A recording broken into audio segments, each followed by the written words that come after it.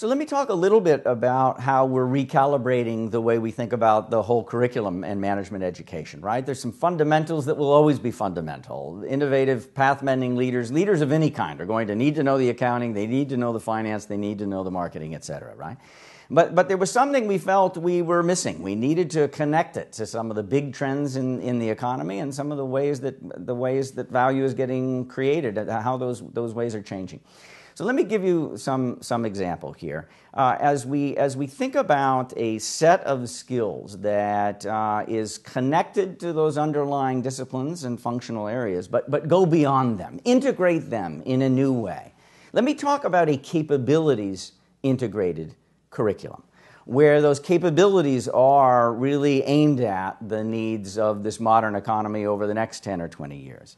And how do those capabilities become focal points in our curriculum? So they can be embedded in traditional courses, a finance course, a management, a leadership course, etc. But they create a meta level, a level that goes beyond, a level that connects it in fresh ways so that we get these more synthetic thinkers that are able to create value in ways that really go beyond the way the traditional curriculum thought about the functional locus as the place where value gets created. And we've pushed hard on these sorts of things. Just to put a fine point on this, what is the competency model? Let's get concrete. What are these capabilities that cut across the traditional functional areas and integrate them, coordinate them in new ways to create new kinds of leaders? That is the sort of leader we view as the future is demanding. So as we think about refreshing, recalibrating this curriculum and management education more generally, what are the sorts of things that come to mind for us?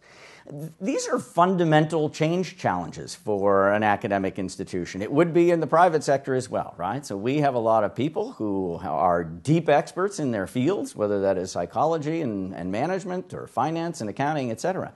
How do you create a meta level? How do you pull those fields together to create a curriculum and to create a type of leader that is the sort that the future is demanding? That is the challenge. So let me give you a little bit of a sense for how we went about doing that. One way to do that is to meet a faculty member one-on-one in his or her strong point, right in their wheelhouse. And the way we did that is we said, okay, here is a leader profile, a leader archetype, a leader that is innovative, path-bending even, is the way we thought about it here.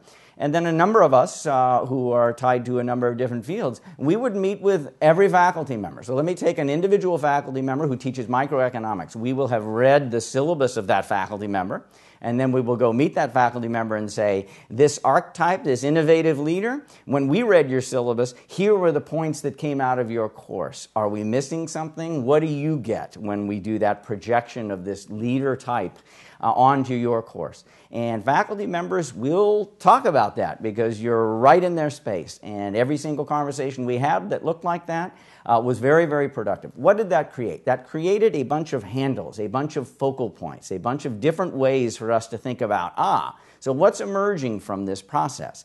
A set of capabilities that together as an ensemble form what we'll call a competency model that we could reflect and manifest in lots of different courses, that we could coordinate people around. We could solve the fundamental intellectual coordination problem by making sure that all of these competencies were anchored in the social sciences, which was essential, or the faculty would spit them out. That's the way it is. And they also are speaking to the marketplace. Recruiters and firms are saying, that's what I hire for, it's what I interview for, that's what I want, right? We meet those two criteria, and we are able to speak to faculty in their strong suit, their field. And we can put this together, and that's essentially the way we address this challenge, this change challenge.